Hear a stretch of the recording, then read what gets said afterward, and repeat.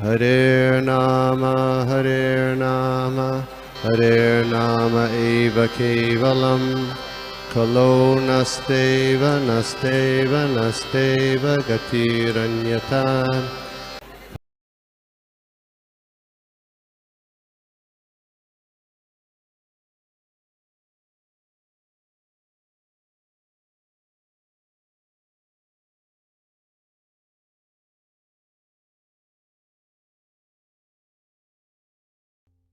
ओम ज्ञानतिमिरन्धस्य ज्ञानाञ्जनशलाकया चक्षुरुन्मिलितं येन तस्मै श्रीगुरवे नमः। श्रीचैतन्यमनोभीष्टं स्थापितं येन भूतले स्वयं रूपः कदा मह्यं ददाति स्वपदान्तिकं। वन्देऽहं श्रीगुरुः श्रीयुतापदकमलं श्रीगुरुन् वैष्णवांश्च श्रीरूपं साग्रजातं सहगण रघुनाथान्वितं तं ये एक ही टीचर इकोनॉमिक्स में पढ़ाती है, बिजनेस स्टडीज। यही मैं सोच रही थी, ये कैसे पढ़ा पाएगी मैथ और अकाउंट्स एक ही टीचर।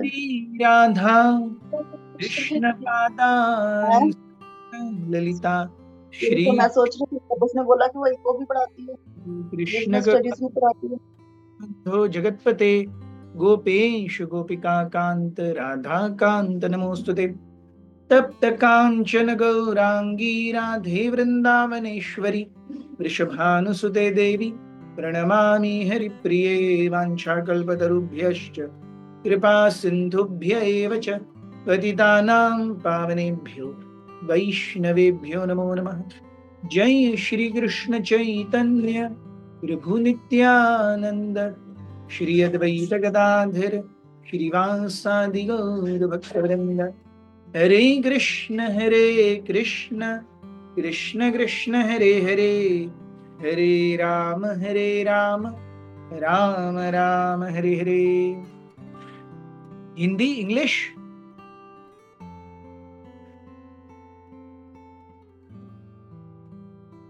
हरे कृष्णा हिंदी इंग्लिश हिंदी प्रभु जी हिंदी। सर्वप्रथम तो आप सभी का स्वागत है कि आप रामनवमी की संध्या पर प्रभु राम के बारे में श्रवण करने के लिए आए हैं और मुझे इस सेवा का लाभ देने के लिए मैं गोपी मनोहर प्रभु का हार्दिक आभार व्यक्त करता हूँ। बहुत बहुत धन्यवाद। आज रामनवमी के उत्सव पर हम वाल्मीकि जी के बारे में और रामायण के गठन के बारे में और प्रभु राम के कुछ भक्तों के चरित्र के बारे में श्रवण करने का प्रयास करेंगे। वाल्मीकि जी हम जानते हैं पहले एक पारधी हंटर थे, उनका नाम था रत्नाकर, और वो उन्होंने इतना पाप किया था जानवरों को मार के कि जब नारद मुनि उनके पास आए और उन्हें अगला जीवन क्या होने वाला है बताया तो रत्नाकर भयभीत हो गए और कहने लगे यहाँ इससे बचने का क्या उपाय है। तो नारद मुनि कहते आप राम का नाम लो। तो रत्नाकर इतने ज्यादा पापी थे कि वो राम भी उच्चारण नहीं कर पाते थे, वो राम भी उच्चारण नहीं कर पाए। तो तब नारद मुनि ने उनसे कहा ठीक है आप मरा बोलो। यस, आप पारधी हो, आप जानवरों को और पक्षियों को मारते हो, आप मरा मरा, अरे ये मरा, अरे वो मरा, चलो इसको मार दिया, मरा मर।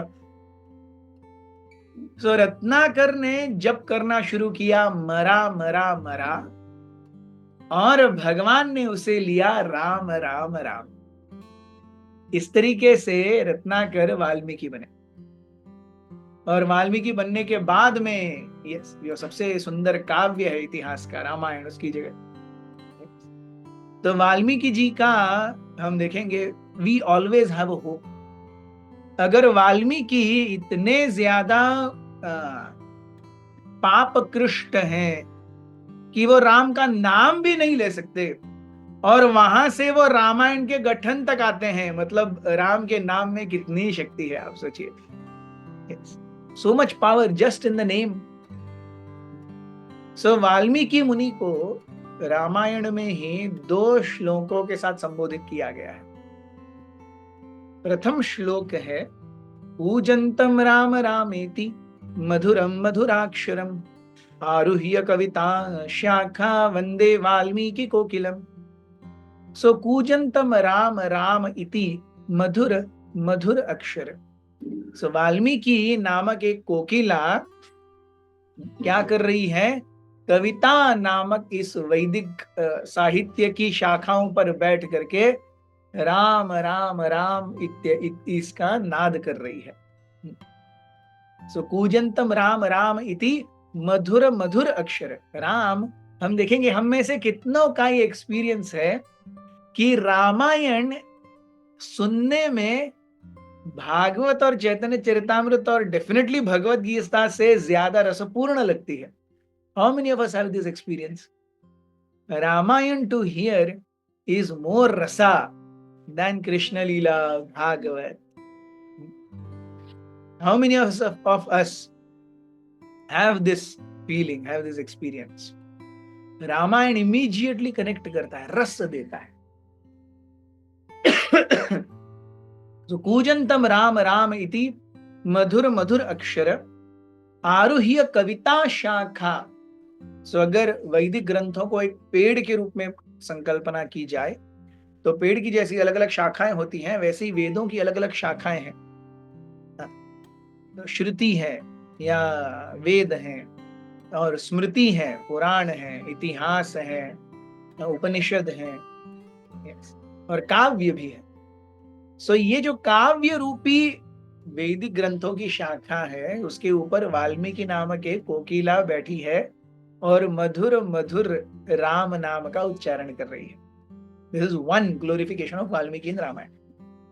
सेकेंड इज वाल्मीकि मुनि सिंहस्य कविता वनचारिणा शृण्वन् राम कथा नादम को न याति पराम गतिम.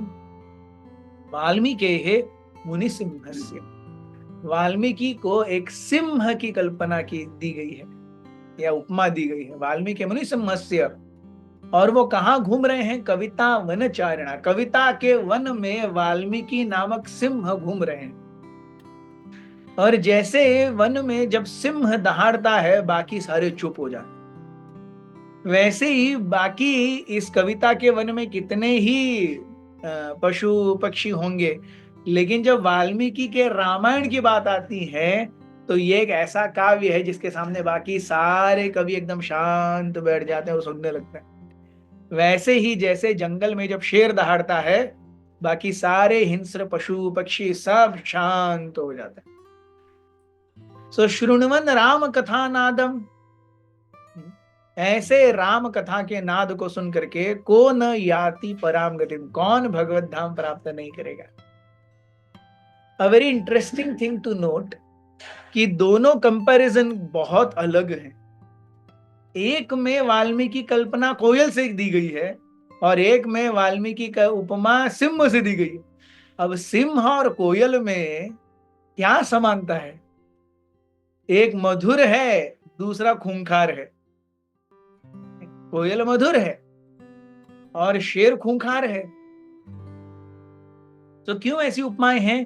क्योंकि रामायण सुनने में मधुर है और जिन पाप राशियों को और गलत संस्कारों को हम अपने जन्म जन्मांतर तक ढो रहे हैं, उनके लिए रामायण सिंह के समान खूंखार है. वो उन्हें खा डालेगी, नष्ट कर देगी. तो सुनने के लिए मधुर, लेकिन पाप राशियों के लिए और गलत संस्कारों के लिए शेर की तरह खूंखार. ऐसी रामायण की खासियत है. हम देखते हैं कि रामायण रिलेटेबल क्यों लगती है, क्योंकि यहाँ प्रभु राम की सारी लीलाएं ऐसा लग रहा है कि अरे yes, this can happen with me, or rather this is happening with me. Ramayan का जो स्थायी भाव है या जो स्थायी रस है वो है करुण रस, ट्रेजेडी. रामायण में हर समय पे कोई ना कोई रो रहा है. रामायण की शुरुआत होती है, दशरथ महाराज हैं, वो रो रहे, पुत्र प्राप्ति नहीं हुई है. उसके बाद में बालकांड है, बालकांड के अंत में विश्वामित्र आकर के राम लक्ष्मण को लेके जाते, तब दशरथ फिर से रो रहे हैं, अरे बच्चे चले गए। उसके बाद में सीता ब्याह करके आती है, 12 साल बीत जाते हैं। एक दिन पता चलता है दूसरे दिन सुबह मेरा राज्याभिषेक होने वाला है, और राम तैयारी कर रहे हैं। उसी रात को कैकेयी अपना पूरा ड्रामा दिखाती है।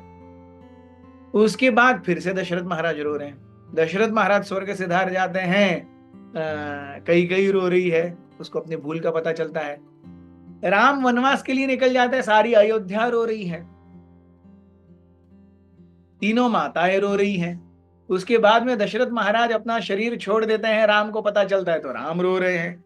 इसके बाद में वनवास के में सीता और राम के कठिनाइयों को देख करके लक्ष्मण रो रहे हैं। इसके बाद सीता का अपहरण हो रहा है, राम खुद रो रहे हैं। यस, वापस आने के बाद भी सीता को बैनिशमेंट मिलती है, सीता फिर से रो रही है, राम भी रो रहे हैं। सो स्थायी भाव राम का, रामायण का, वो है करुण रस। सो राम अयण, अयण अर्थात repetitive hearing. Yes, repetitive hearing. और रिपीटेटिव हियरिंग, या हम उसी चीज को बारंबार सुनते हैं तो उसे कहते हैं पारायण। पार refers to the end or cover. In book sense it refers to covers. या हम नदी के जो तट होता है उसे भी पार कहते हैं। इस पार से उस पार जाना है, हिंदी में कहते हैं ना, इस पार से उस पार। सो ये पार और वो पार, पार अयण मतलब इधर से इधर का कवर, उधर से उधर का कवर, उधर से उधर का cover, again and again, again and again, going through the same thing. Parayan. So, going from cover to cover of a book is called Parayan. Doing the same thing again. Ram Ayan. Ayan means घूमना और Para means ends. So, Ayan means Ram का घूमना, और हम वो पढ़ेंगे cover to cover. So, Ramayan. सो रामायण में हम देखते हैं बहुत सुंदर रूप से रामायण के कई किरदारों में, कई प्रसंगों में, कई किरदारों की महानता प्रभु राम से भी ज्यादा सुंदर आती है। जैसे कुछ प्रसंगों का हम उल्लेख करेंगे। जैसे हम देखते हैं कि कथा आती है अगस्त्य मुनि की। अगस्त्य मुनि की कथा कहाँ आती है? राम जब दंडकारण्य में घूम रहे हैं, अरण्य कांड में, तो अरण्य कांड में प्रभु राम का केवल एक ही कार्य है, वो साधुओं से मिल रहे हैं, साधुओं का संग कर रहे हैं। सो ऐसे साधुओं का संग करते करते करते करते वो सुतीक्ष्ण मुनि नामक एक साधु के आश्रम में पहुंचते हैं। सुतीक्ष्ण मुनि राम, लक्ष्मण और सीता का, this is before Sita abduction, Aranya Kanda का एंड जो है वो सीता का अपहरण है, और उसके बाद उनकी खोज से किष्किंधा कांड की शुरुआत होती है। सो 6 कांड हैं। सो बालकांड का एंड है राम और सीता का विवाह। उसके बाद में है अयोध्या कांड। विवाह हुआ, विवाह होने के बाद में लगभग राम 14 से 15 वर्ष के थे तब उनका विवाह हुआ है। विवाह होने के बाद में, और सीता लगभग 12, साढ़े 12, 11 से 12 वर्ष की हैं। इसके बाद 12 वर्ष राम और सीता अयोध्या में रहे। अयोध्या में रह करके उनका जो बैनिशमेंट होता है, एक रात की कहानी है, तो उनका जो बैनिशमेंट होता है, और राम, लक्ष्मण और सीता वनवास के लिए निकल जाते हैं। यहाँ पर अयोध्या कांड खत्म हो जाता है। यहाँ तक अयोध्या कांड है। शादी तक बालकांड, वनवास निकलने तक अयोध्या कांड। वनवास में 13 साल गए, 13 साल गए। 13 साल 2 महीने की जब अवधि हो गई वनवास की, तब सीता का अपहरण हुआ। सो सीता के अपहरण तक क्या चलता है? अरण्य कांड चलता है। उसके बाद में किष्किंधा कांड, राम और लक्ष्मण सीता की खोज कर रहे हैं। सो खोज करते करते करते वो किष्किंधा क्षेत्र पहुंचते हैं, जो आज का मॉडर्न हम्पी है, हम्पी हॉस्पिट। वहां राम और लक्ष्मण की मुलाकात हनुमान जी, सुग्रीव इत्यादि से होती है। वाली का वध होता है। यस। और फिर 4 महीने का चातुर्मास्य आता है। सुग्रीव राज्य गद्दी पा करके और अपनी पत्नी और सुग्रीव की पत्नी को प्राप्त करके बहुत खुश हो जाता है, भोग विलास में डूब जाता है। यस। और फिर लक्ष्मण आते हैं, चेतावनी देते हैं, और सुग्रीव 4 टुकड़ियों को 4 दिशाओं में भेजते हैं, सीता की खोज करके आओ। यस। और फिर तीनों टुकड़ियां वापस आ जाती हैं। दक्षिण की टुकड़ी को 2 महीने हो जाते हैं। सुग्रीव ने 1 महीने का समय दिया था, 1 महीने के अंदर आप वापस आना है, नहीं तो आप सबको काट देंगे। 2 महीने हो गए। 2 महीने होने पर ये जो दक्षिण भारत की टुकड़ी है वो सेतुबंध पहुंचती है। उसके आगे केवल यही है, क्या है, समुद्र ही समुद्र है। सो यहां पर वो निराश हो जाते हैं, अब क्या करें। सो यहां पर इसका किष्किंधा कांड का अंत है। फिर संपाति मिलते हैं, संपाति जो कि जटायु के बड़े भाई हैं। फिर संपाति कहते हैं, वो मैं वहां लंका देख रहा हूं, वहां पर रावण को भी देख रहा हूं, और एक स्त्री बहुत सुंदर है, लेकिन कालवश वो बहुत ज्यादा बिखर गई है, तितर बितर हो गई है, ऐसी स्त्री को मैं भी देख रहा हूं वहां पे। यस, संपाति कहते हैं। And then Hanuman ji says I will jump over, who will jump over, and I will jump over. यहां से शुरुआत होती है सुंदरकांड की। फिर वो मिलते हैं सीता मैया से और अशोक वाटिका को तहस नहस करते हैं, मेघनाथ के साथ युद्ध करते हैं, रावण के साथ में वार्तालाप करते हैं, पूरी लंका जलाते हैं, और वापस आ करके फिर से अपने सारे सगे साथियों से मिलते हैं। यहां तक सुंदरकांड चलता है। फिर सारी दक्षिण भारत की टुकड़ी वापस जाती है, वापस जा करके सभी को लेकर के आती है, युद्ध होता है, रावण मर जाता है, सीता मैया वापस राम से मिलती हैं, अग्नि परीक्षा वगैरह ये चीजें हैं, और राम वापस भरत के पास अयोध्या आते हैं। यहां पर युद्धकांड समाप्त होता है। यस, ये रामायण के कांडों का विभाजन है। ये कांड भी बहुत सुंदर रूप से चलते हैं। रामायण में हम देखेंगे, रामायण है तो बहुत लंबी कहानी, लेकिन वाल्मीकि इस रामायण को का वृत्तांत या उसका ये बताते बताते जहां पर चाहिए वहां पर कथा को फास्ट फॉरवर्ड करते हैं, जहां पर चाहिए वहां पर वाल्मीकि कथा को बहुत अच्छा ब्रेक देते हैं। फॉर एग्जाम्पल प्रभु राम लक्ष्मण शत्रुघ्न और भरत का जन्म होता है। जन्म होने के बाद उनकी next leela is when they are 16 years, almost 14 years। Just Vishwamitra का उनके हाथ मांगने से पहले कि मुझे राम चाहिए, मैं उन्हें लेके जाऊंगा, इससे पहले। सो बाल्य लीलाएं है ही नहीं। यस, सो वहां पर ऑलमोस्ट 12-13 years जंप कर गए वाल्मीकि, वहां कुछ बताया ही नहीं है वाल्मीकि ने।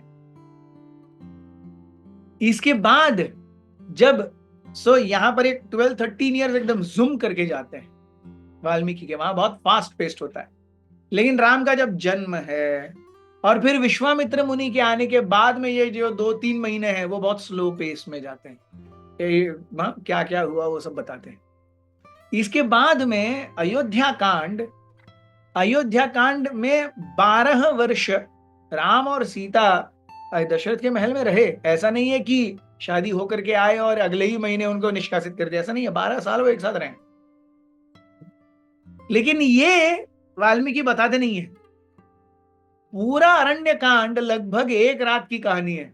जब कैकेयी के मन को मंथरा ने कलुषित कर दिया, उसके बाद दशरथ को किस प्रकार कैकेयी ने कलुषित कर दिया, दशरथ बहकावे में आ गए, अपने बुद्धि का उपयोग न कर सके, सारी अयोध्या कैसे कराह रही है, सुमंत्र रो रहे हैं, everybody is cursing Kaikeyi, Kausalya रो रही है, सुमित्रा रो रही है, अयोध्यावासी रो रहे हैं। राम के आत्मनिग्रह, धैर्य पर इतना सुंदर विवरण है। अल्टीमेटली लक्ष्मण जिद करते हैं आने की, सीता जिद करती है आने की, और फिर ये सब निकल जाते हैं अयोध्या से बाहर, तमसा नदी के किनारे पहले रात का विश्राम करते हैं। यहां तक एक रात की कहानी और एक रात और उसका दूसरा दिन, ये कहानी एकदम डिटेल में बताई गई है। फिर उसके बाद में अरण्य कांड में भगवान के 13 वर्ष बीते, 14 वर्ष अरण्य में ही बीते। सीता के किडनैपिंग तक, सीता की किडनैपिंग तक क्या क्या हुआ? पहले 11 महीने भगवान चित्रकूट रहे एक साथ। वहां उसके बीच में फिर राम भरत मिलाप है, भरत रिझाने के लिए आते हैं, समझाने बुझाने के लिए आते हैं, राम मानते नहीं है।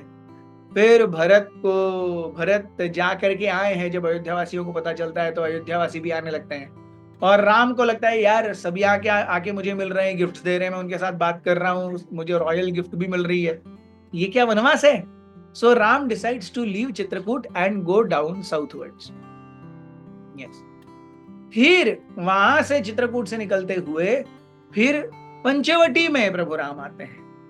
इसके बीच में वो सारे ऋषि मुनियों से, शतानंद ऋषि, सुतीक्ष्ण मुनि, इन सबसे मिलते हैं, और किस प्रकार लक्ष्मण राम की सेवा कर रहे हैं ये सब छोड़ छाड़ करके, in one sentence Valmiki rights, and like this 11 years and more passed away. तो एक सेंटेंस में वाल्मीकि रामायण को 11.5 साल आगे लेके जाते हैं, और बाकी सारी चीजें धीरे धीरे धीरे धीरे बता रहे हैं। फिर जो सीता का अपहरण है वो बहुत धीरे आता है। फिर किष्किंधा कांड, चातुर्मास्य के 4 महीने और उसके पहले का 1-1.5 महीना, जब राम मिले सुग्रीव से, वहां से लेकर के राम के वाली को मारने तक, वहां से लगभग 1-1.5 महीना। उसके बाद चातुर्मास्य के 4 महीने, जहां पर सुग्रीव ने कम्युनिकेशन राम और लक्ष्मण के साथ नहीं रखा, सो दोनों क्रोधित हो गए थे। इसके बाद में ये जो किष्किंधा कांड आता है, लगभग 4.5-5 महीने की कथा है।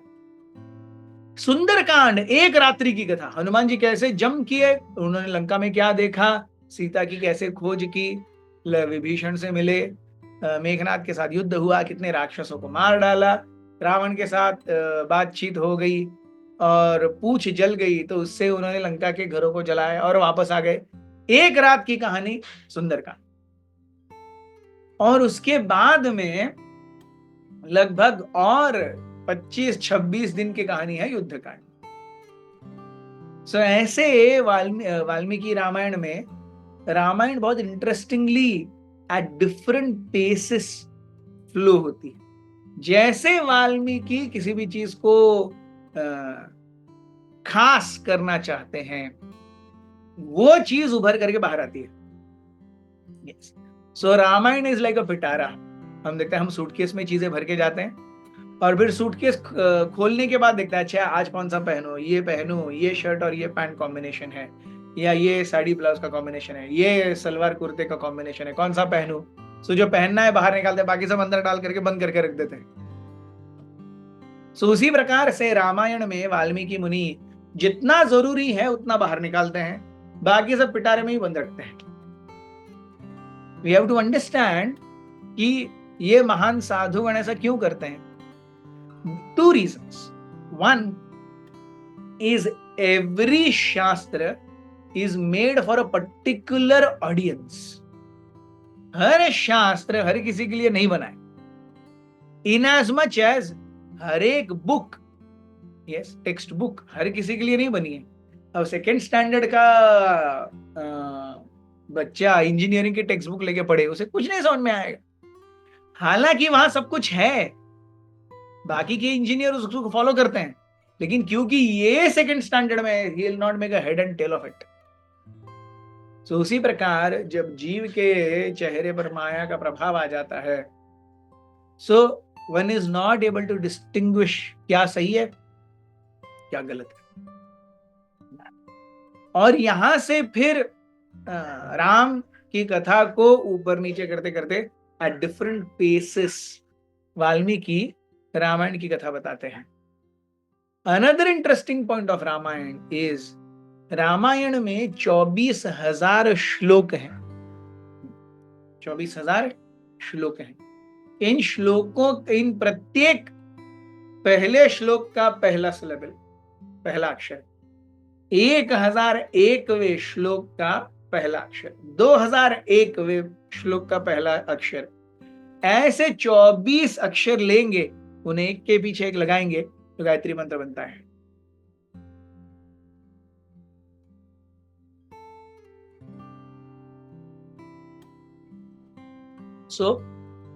रामायण में कई सारे ऐसे हृदय द्रावक प्रसंग हैं, ऐसी चीजें हैं जो हमें राम के कैरेक्टर में बहुत सुंदरता से लेके जाती है। हम देखते हैं कि जब प्रभु राम जंगल में घूम रहे थे, एक बार जब जंगल में घूम रहे थे तो उन्हें एक बहुत बड़ा विशालकाय गिद्ध दिखाई दिया। वो गिद्ध इतना बड़ा था कि एक बड़े से पर्वत के ऊपर वो गिद्ध बैठा हुआ था, और इतना बड़ा गिद्ध भी, इतना बड़ा पर्वत भी उस गिद्ध के केवल पंजे में आ रहा था, छोटा सा। तो अगर गिद्ध का पंजा पर्वत से, बड़े पर्वत से भी बड़ा है, तो सोचिए वो गिद्ध कितने बड़े होंगे। अनायास ही राम लक्ष्मण सीता घूमते घूमते उस गिद्ध के पास आ गए, और एकदम से देवर स्टार्टल्ड, क्या हो गया। वो इस गिद्ध को देखने लगे, वो गिद्ध भी उन्हें देखने लगा, अरे ये कौन आ गए। yes. तो लक्ष्मण ने, अब क्या हुआ, उसने जब गिद्ध ने देखा राम और लक्ष्मण को, गिद्ध ने अपने पंख ऐसे ऊपर किए, तो केवल पंख ऊपर करने के एक्शन से पृथ्वी पर बहुत भयंकर तूफान और बवंडर आ गया। हवा चलने लगी, इतनी तेज हवा कि सारे पक्षी और बड़ी बड़ी पेड़ों की टहनियां भी गिर गई, सारे वन्य पशु गिर गए। पक्षी जो कि स्वच्छंद घूम रहे थे, वो भी इस महा भयंकर गिद्ध के पंख फड़फड़ाने से उनकी गति और उनका डायरेक्शन चेंज हो गया। एक बहुत बड़ा रेत का तूफान जैसा आया और उन्होंने पूरा राम लक्ष्मण सीता को ढक दिया। Lakshman took it as a threat.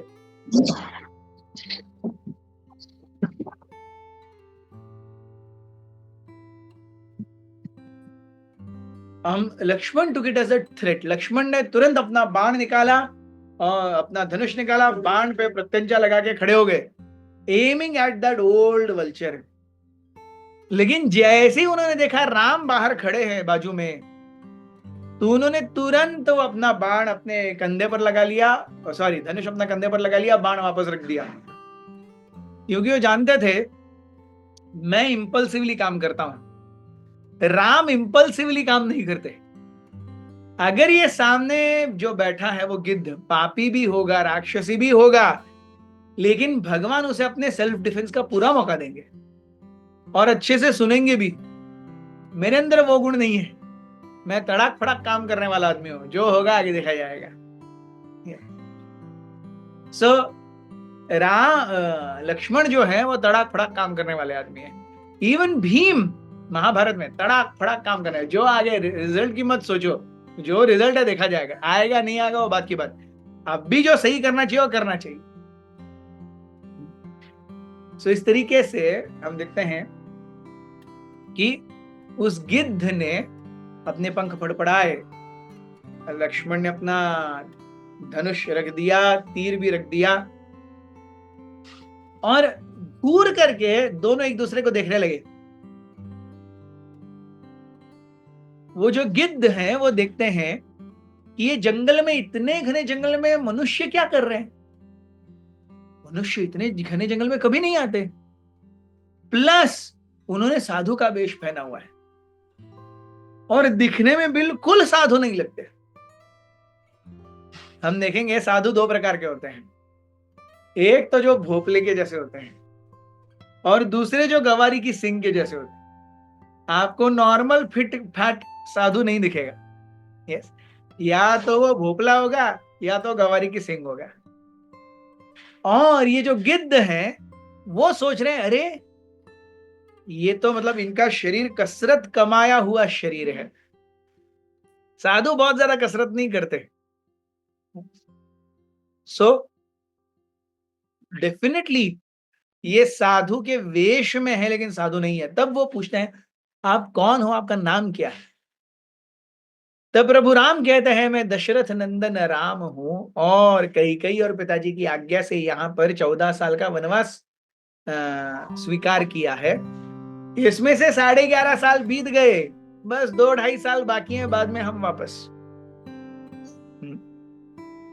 तो उस समय जैसे ही अपना नाम सुनते हैं, दशरथ महाराज का नाम सुनते हैं, वो कहते हैं मैं दशरथ नंदन हूं। राम कहते हैं और ये मेरा भाई लक्ष्मण है।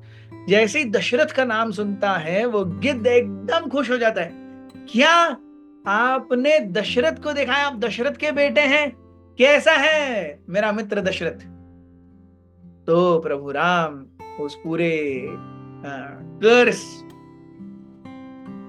या एक तरीके से जो निष्कासन हुआ उसकी कथा बताते हैं। कैकेयी दशरथ के बारे में बताते हैं, दशरथ के स्वर्ग सिधारने के बारे में बताते हैं और उससे इस गिद्ध को इतना बुरा लगता है, अरे मेरे परम मित्र ने मेरे बारे में आपको कभी बताया ही नहीं। तो Ram as a matter of fact कहते हैं नहीं। तो फिर वो गिद्ध स्वयं बताने लगते हैं कि बहुत पहले, तुम्हारे जन्म से पहले एक बार कौशल राज में बहुत भयंकर अकाल पड़ा और अकाल उस समय हुआ था जब दशरथ की 7.5 चल रही थी और यहां पर 6 साल में ही कितने सारे मवेशी मर गए, लोग मर गए, कुछ भी नहीं हो रहा है। तो दशरथ महाराज थॉट कि अरे जा करके शनि के साथ में 2 हाथ करने चाहिए तभी कुछ होगा। सो दशरथ महाराज अपने रथ पर बैठ गए और रथ पर बैठ करके शनि के पास जाने लगे। शनि ने अपनी वक्र दृष्टि एनीवेज जो दशरथ महाराज की राशि पर हावी थी, उस वक्र दृष्टि से उस रथ के ऊपर अपना ग्लांस किया, देखा। उस वक्र दृष्टि से रथ पूरी तरह चूर हो गया और दशरथ महाराज आकाश से नीचे गिरने लगे। और तब मैं जा करके दशरथ महाराज को बचाया वायु की गति से और फिर मेरे ऊपर, मैं तो अभी बहुत वयोवृद्ध हो गया हूं, लेकिन मेरे ऊपर बैठ करके दशरथ ने फिर शनि को चैलेंज किया और इस समय शनि को डिसाइसिवली एलिमिनेट किया। तब पूरा जो वातावरण है वो खुशी और बादलों से भर गया। यस। सो ये कहते कहते वो गिद्ध कहते हैं कि आपको कभी दशरथ महाराज ने ये नहीं बताया कि उसका एक फ्रेंड है, गिद्ध है, जिसका नाम है जटायु? सो राम ने कहा नहीं, मुझे सही में नहीं पता। तो जटायु फिर से कहते हैं देखो, there was a pact that happened, क्योंकि मैंने हवा में कूद करके आपके पिता की जान बचाई। उन्होंने कहा आपको जो चाहिए और मांग लो।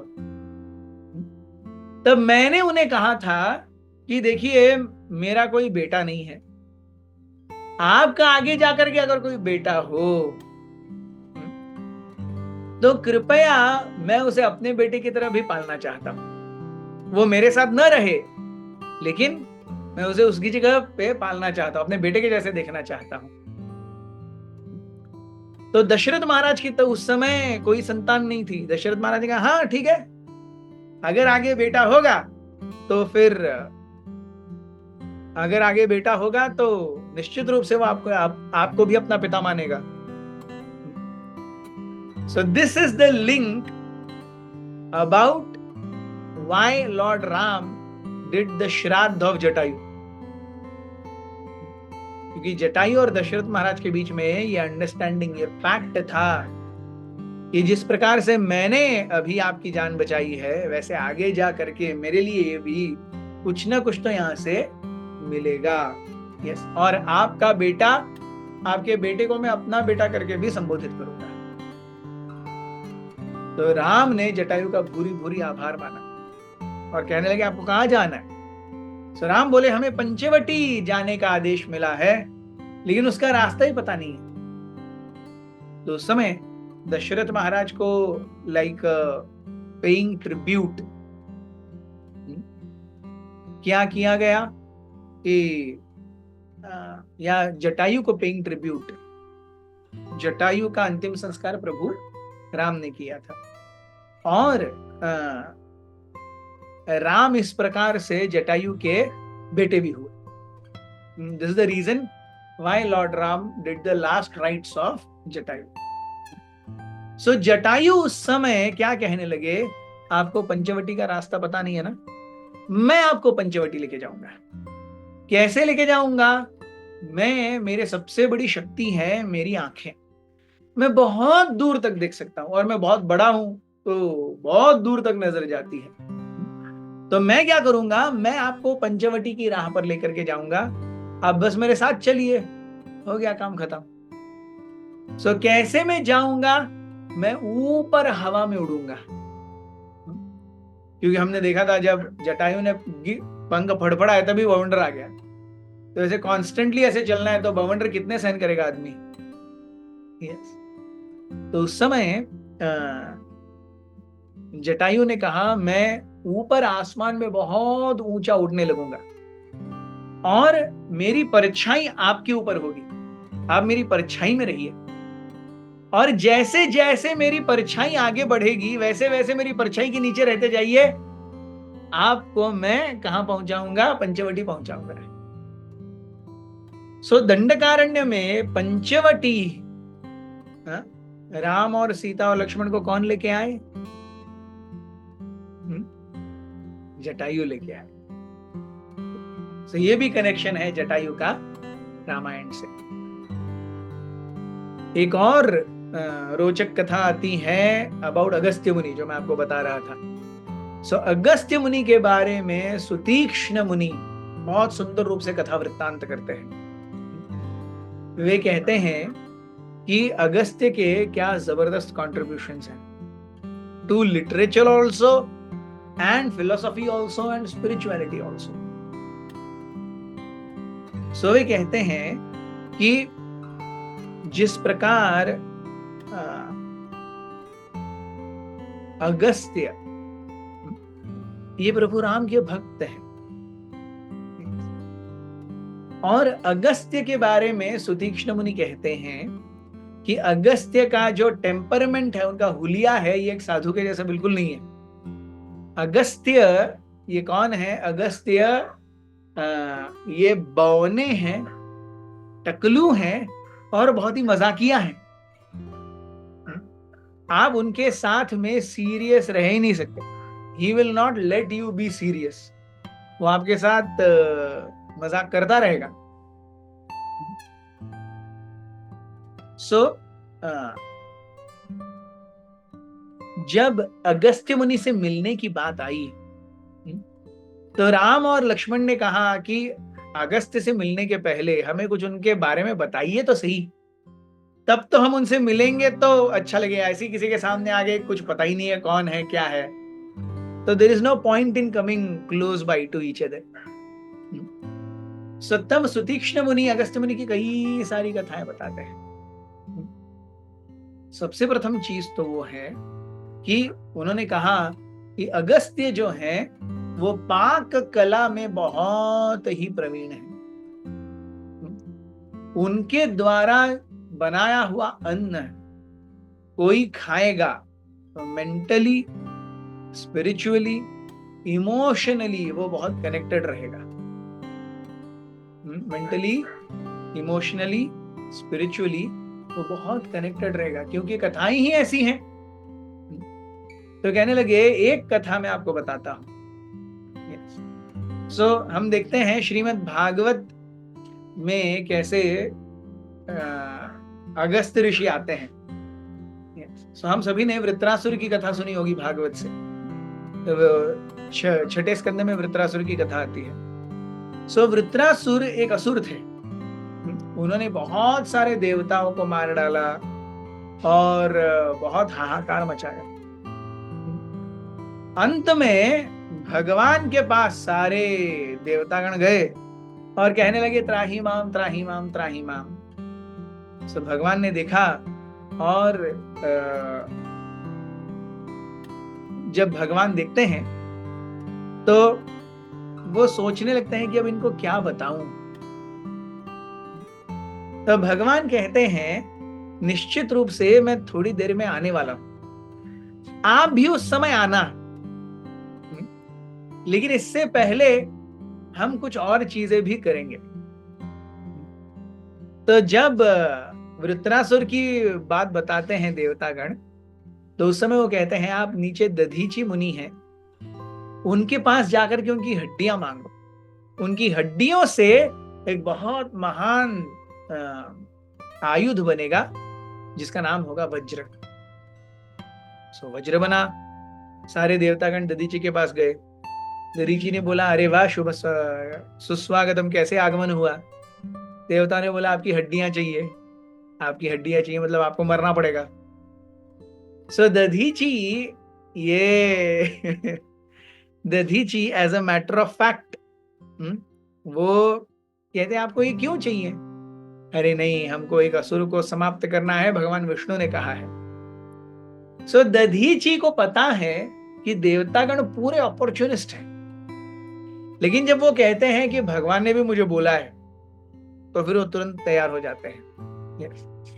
सो उस समय दधीची मुनि क्या करते हैं, अपने पूरे शरीर पर दही और शक्कर उड़ेल देते हैं, और सुरभि गाय आती है और वो दही और शक्कर के साथ में दधीची मुनि के फ्लैश और मसल्स को भी लेके जाती है, निगल जाती है।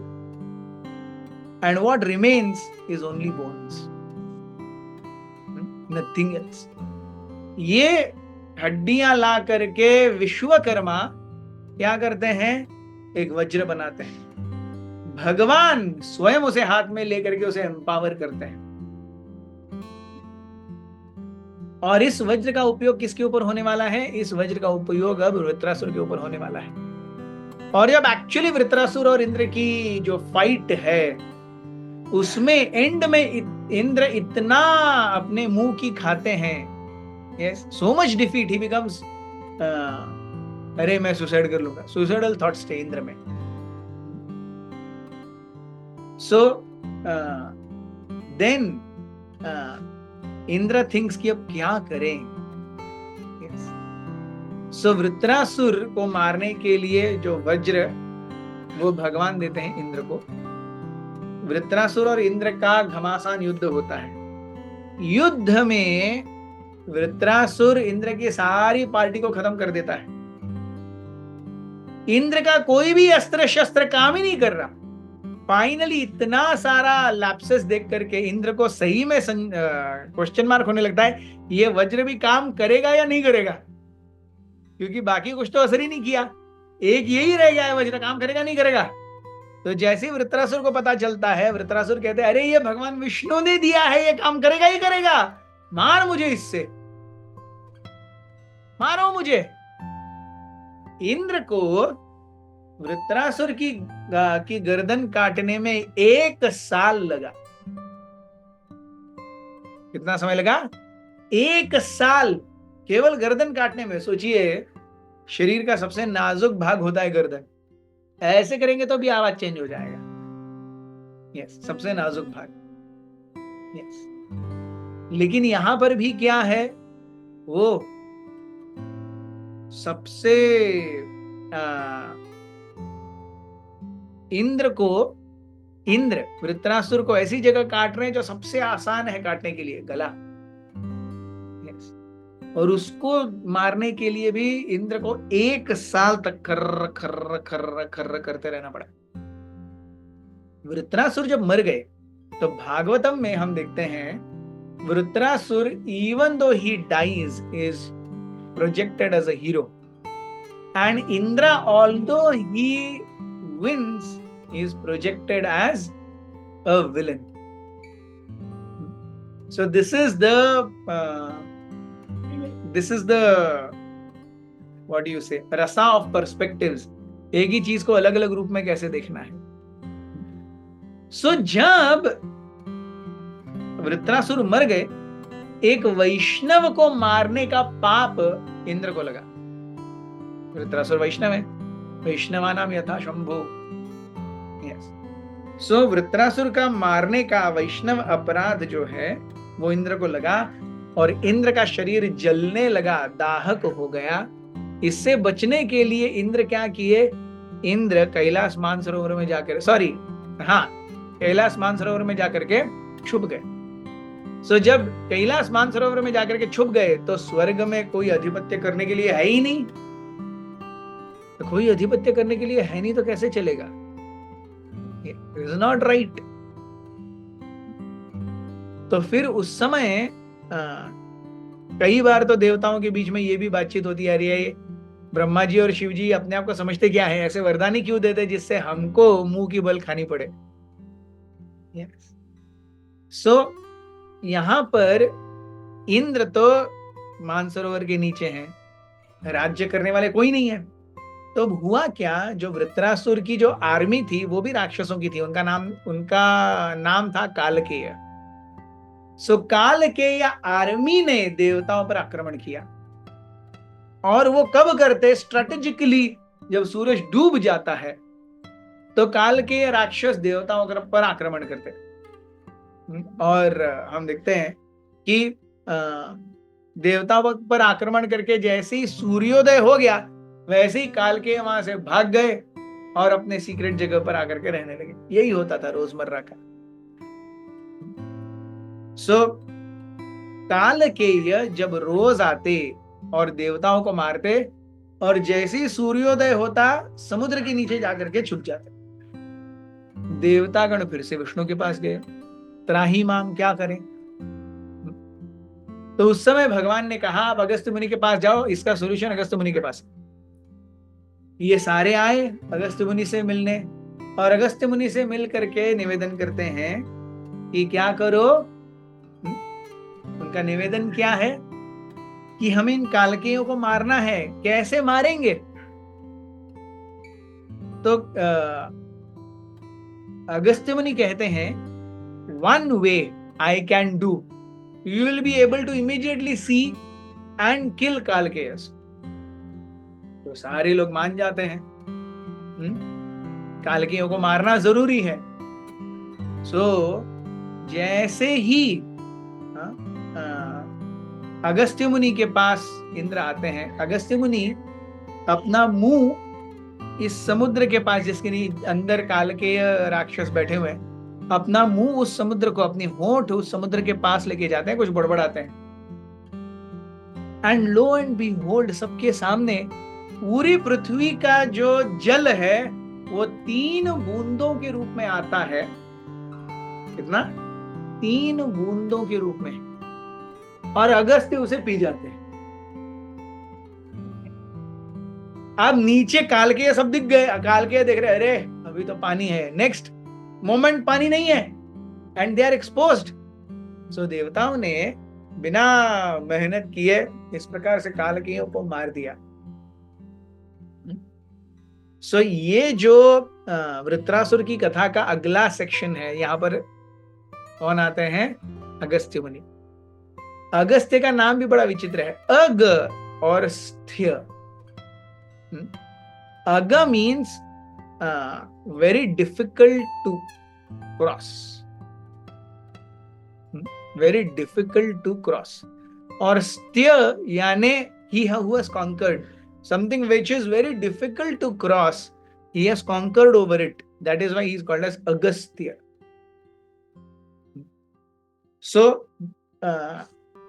राम और लक्ष्मण हम देखते हैं, अगस्त्य मुनि ने सबसे बड़ी चीज जो राम और लक्ष्मण को दी वो थी वो जो धनुष जो प्रभु राम चलाते हैं, और एक तरकश, तरकश यानी बाण का तरकश, क्विवर, ये दिया राम को, और कहा यहां से ये जो तरकश है वो अक्षय है, इसमें से कभी बाण खत्म नहीं होंगे। और तब अगस्त्य मुनि एक स्पेसिफिक इसके बारे, एक स्पेसिफिक बाण को दिखाते हैं। वे कहते हैं ये बाण इतना स्पेसिफिक है, ये सारे बाणों का राजा है, इसको आप किसी भी टारगेट पर एम करेंगे ये उस टारगेट के आर पार चली जाएगी। ये उस टारगेट के आर पार चली जाएगी पूरा, और फिर वो अपने आप को समुद्र में जा करके धोएगी और वापस मेरे तुणीर में तरकश में आकर के रह जाएगी। इस प्रकार से अगस्त्य मुनि ने ये दिया प्रभु राम को, और साथ में एक मंत्र भी दिया जिसका नाम है आदित्य हृदय। फाइनली 10 दिन के रावण के साथ युद्ध करने के बाद जब राम ने रावण को मारा तो यही स्पेशल बाण उपयोग किया गया था और आदित्य हृदय नामक मंत्र का उच्चारण किया गया था जब राम ने रावण को मारा। So the way to upkeep the whole things, the way to upkeep the whole things, ये भी कार्य बहुत जोखिम भरा है। ये भी हम देखते हैं सीताराम लक्ष्मण हनुमान जी की लीला में अगस्त्य के कारण हो पाता है। एक बार प्रभु राम दंडकारण्य में जब पंचवटी पहुंचे प्रभु राम, तो लक्ष्मण और राम ने गोदावरी का स्नान किया। हम देखते हैं गंगा दक्षिण में भी बहुत जगह है। Kaveri water is not different from Ganga, Godavari water is not different from Ganga. So उत्तर भारत में एक गंगा है, दक्षिण भारत में 2 गंगा है। सो एक और सुंदर प्रसंग हम देखेंगे अरण्य कांड से ही, जब प्रभु राम लक्ष्मण और सीता ये पंचवटी आए और दोनों ने स्नान किया। सीता थोड़े दूर स्नान करने के लिए चली गई और लक्ष्मण बोलते हैं राम से कि आप मुझे बताओ आपको कैसा घर चाहिए। राम कहते हैं ये मुझे क्यों पूछ रहे हो, आप अपने हिसाब से बनाओ, जैसा चाहिए वैसा बनाओ। तो उस समय लक्ष्मण रोने लगते हैं। वे कहते हैं कि आप मुझे सेवा नहीं दे रहे हो, इसका मतलब मैंने आज की सेवा अच्छी नहीं की है, इसीलिए आप मुझे और सेवा नहीं देना चाहते। तो लक्ष्मण ये प्रायः रोने लगते हैं। राम उनकी स्वामी भक्ति को देख करके अत्यंत खुश है। सो बहुत मेहनत के बाद वो पूरी कुटिया तैयार होती है और सीता और राम उसमें रहने लगते हैं। जब कुटी को देखने के लिए राम सीता पहली बार आते हैं और उस कुटी की सुंदरता को देखते हैं, यस, नीचे एकदम फाइन चिकनी बालू, गोबर और कुशा घास का बहुत थिक लेयर दिया हुआ था। छत के ऊपर बहुत सुंदर घास फूस लगी हुई थी। देखते समय यह भी देखा गया था कि सूरज की गति क्या होगी और उस हिसाब से हवा और सनलाइट की जो मैक्सिमम उपयोग है वो होगा। सो इस प्रकार से हम देखते हैं लक्ष्मण सोचते हैं कि अरे ये कितना मतलब I won't be able to do this। Lakshman सोचते हैं मैं नहीं कर पाऊंगा। लक्ष्मण राम से कहते हैं कि हे प्रभु मुझे कभी इंडिपेंडेंस मत दीजिए, मेरा कार्य आपकी सेवा करना है और सेवक को कभी इंडिपेंडेंस नहीं मिलता, उसे अपने स्वामी की सेवा करते ही रहना है। सो प्लीज मुझे इंडिपेंडेंस मत दीजिए। It is giving me a sense कि अरे I have not done something so nice। इसीलिए आप मुझसे सेवा छीन रहे हैं, तो कृपया आप बताइए। तो तब राम और लक्ष्मण एक दूसरे के हाथों में हाथ डाल करके 2-3 घंटा घूमते हैं। फाइनली एक पठार के ऊपर राम कहते हैं यहां कुटी बनाओ, एग्जैक्टली जैसे चित्रकूट में थे। लक्ष्मण खुश, एवरीवन खुश। सो पूरा घर बन जाता है, कुटिया बन जाती है और बनने के बाद में राम और Sita even before the invitation of Lakshman अपने आप कुटिया के अंदर चले जाते हैं और देखते हैं, और सीता मैया और राम ये बहुत ज्यादा they feel so very happy and elated. तो उस समय राम लक्ष्मण को कहते हैं, हे लक्ष्मण, आप कृतज्ञ हो, आप धर्मज्ञ हो, और आप सारज्ञ हो। सारज्ञ, धर्मज्ञ, कृतज्ञ। सारज्ञ या भावज्ञ, किसी भी तरीके से। तो लक्ष्मण कहते हैं ऐसे कैसे? तो राम कहते हैं,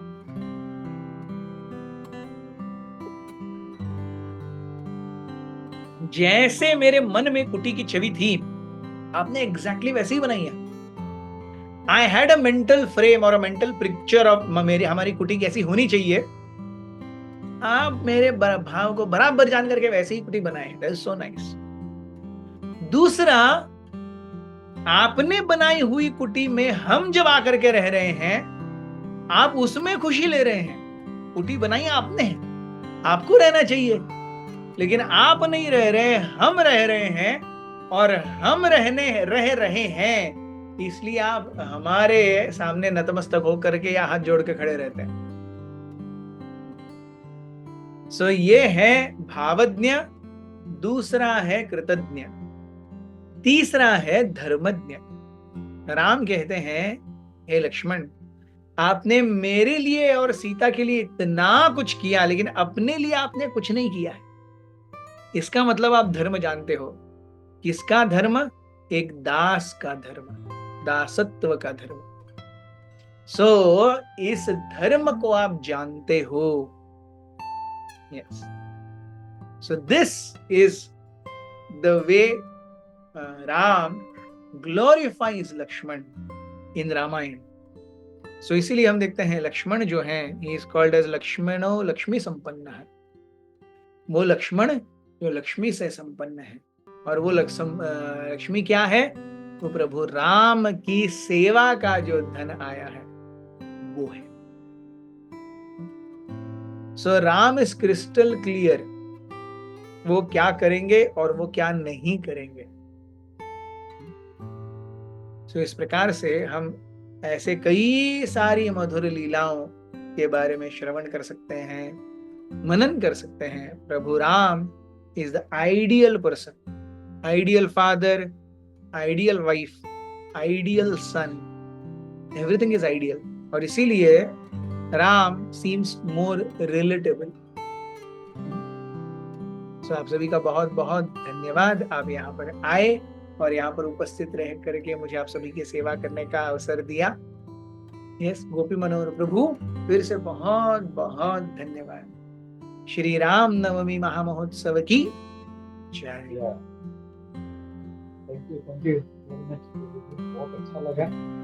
रामायण वैसे ही बहुत ही नेक्टेरियन है, लेकिन आपसे सुनने को और ज्यादा आनंद होता है। तो that is my realization. I am sure सभी को ऐसे लगता होगा। So thank you Prabhu.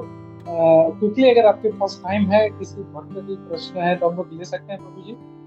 I have to go out. I have a class. Okay, ठीक है, नो प्रॉब्लम। अगर किसी को कोई प्रश्न है तो अगर गोपी मनोहर प्रभु को भेज देंगे, आप मुझे भेज दीजिए, फिर मैं आपको लाइन्स या वॉइस मैसेजेस भेज दूंगा। Okay, thank you very much. बहुत बहुत धन्यवाद और मुझे यहाँ पर बुलाने के लिए, और आप सभी का धन्यवाद कि आप अपना कीमती समय निकाल करके आए और मेरी सेवा को स्वीकार किया। धन्यवाद। हरे कृष्णा। प्रणाम। वांछा